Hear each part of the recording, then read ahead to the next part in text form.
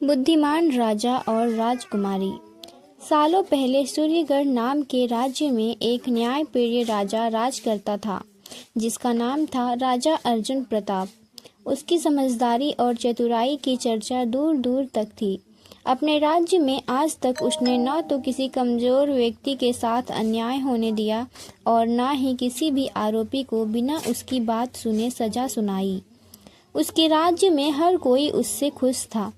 राजा अर्जुन प्रताप की बुद्धिमानी के चर्चे सुनकर आसपास के राज्यों के राजा, रानियां और युवराज आदि उनसे जलते थे। इसी के चलते वे बार बार उसे पराजित करने की कोशिश करने लगे।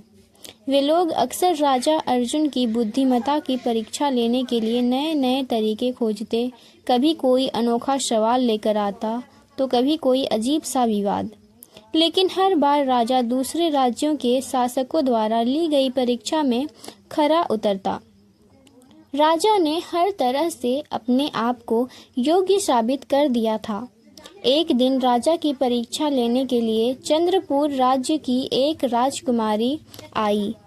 राजकुमारी के हाथों में 2 फूलों की माला थी, जो देखने में बहुत ही सुंदर और मनमोहक थी। राज दरबार में मौजूद हर किसी व्यक्ति को लगा कि राजकुमारी ये माला राज के स्वागत में लेकर आई है।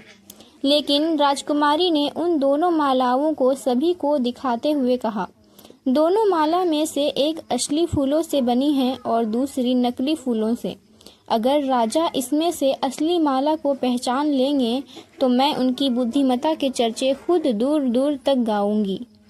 राजकुमारी की बात सुनकर हर कोई हैरान रह गया, क्योंकि दोनों मालाओं को देखकर कोई भी नहीं कह सकता था कि इनमें से कोई एक माला नकली भी है। राज दरबार में बैठे सभी दरबारी अब परेशान हो चुके थे, क्योंकि किसी को समझ नहीं आ रहा था कि असली फूलों की माला कौन सी है। सभी ये सोच रहे थे कि राजा को कैसे बता पाएंगे कि असली फूलों की माला कौन सी है। एक बार को तो माला देखकर राजा अर्जुन भी परेशान हो गए थे। वह असली माला का पता लगाने की तरकीब खोज ही रहे थे कि उसी वक्त उनका ध्यान महल के बगीचे की ओर गया, जहां बहुत सी मधुमक्खियां मंडरा रही थीं। यह देख राजा के मन में एक विचार आया। उसने तुरंत अपने एक सेवक से कहा, अरे हरिदास, जरा जाओ और बगीचे की तरफ वाली खिड़की खोल दो। सेवक ने जैसे ही बगीचे की खिड़की खोली, मधुमक्खियां राज दरबार में आ गईं। राजा कुछ देर मधुमक्खियों को ध्यान से देखते रहे। जैसे ही 1-2 मधुमक्खियां एक फूलों की माला पर आकर बैठी, वैसे ही राजा समझ गए कि असली माला कौन सी है। राजा ने कहा, अब मैं बता सकता हूँ कि असली माला कौन सी है।